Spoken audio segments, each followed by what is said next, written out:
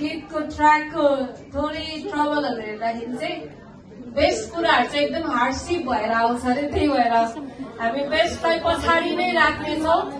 हामी अब के गर्नेछौँ भन्दाखेरि चाहिँ हाम्रो बिनासुर केटीलाई मैले अघि तयारी भएर बस्दिनु होला भन्ने चाहिँ हामी उहाँको डान्सलाई हेर्दै गर्छौँ, फेरि अनि त्यसपछि हामी अर्कोमा जानेछौँ।